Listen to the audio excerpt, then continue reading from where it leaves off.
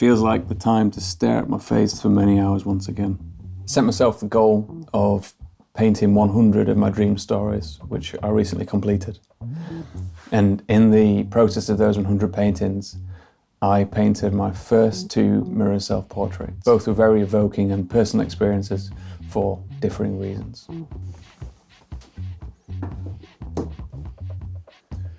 This was the first, and it happened around number 60 in the dream painting timeline.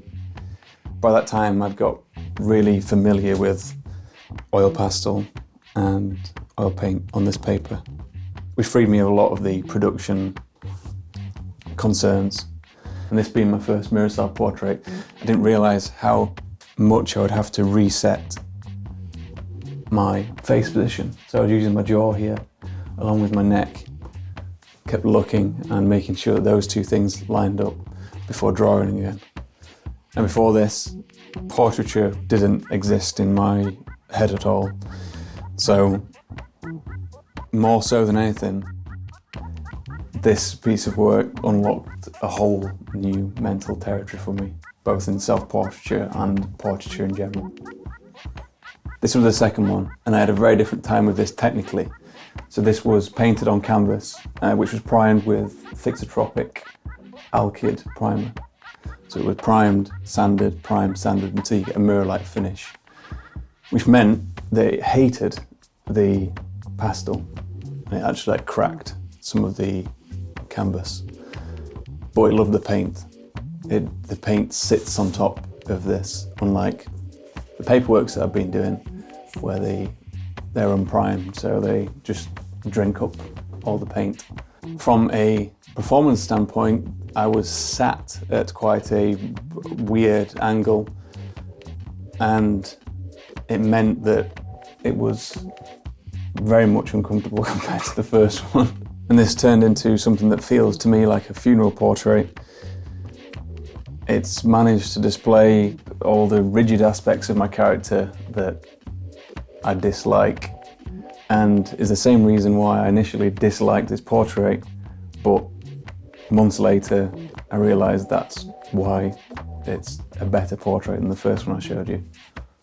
So next for me is to explore some more self-portraits. And having said everything I've just said, I do realise how much of a self-exploration that might be and should be, or I don't think they will be very good as works, or for me.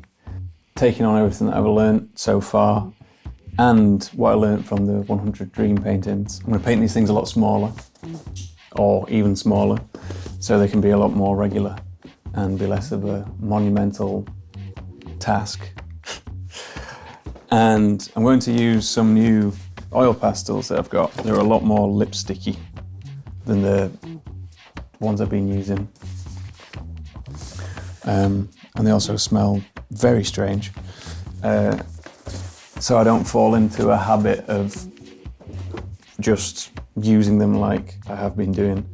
I might find I don't like them and go back there, but that's for tomorrow, Jackson. I don't have any stylistic expectation for these self-portraits, but there are some portraits that connect with me, and I've looked at them numerous times, and there must be a reason why I like them. I'm working with something a lot more nimble, like these tiny books, and probably a tinier mirror. I'm thinking that I can explore the performance aspect of these self-portraits too. And these are some of the portraits that I really love. This is Selbstbildnis Vorgarten by Kuno Aminet. The Yellow Scale by František Kupka.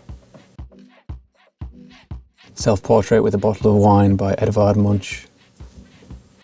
And I thought I'd include this photograph of Picasso by David Douglas Duncan.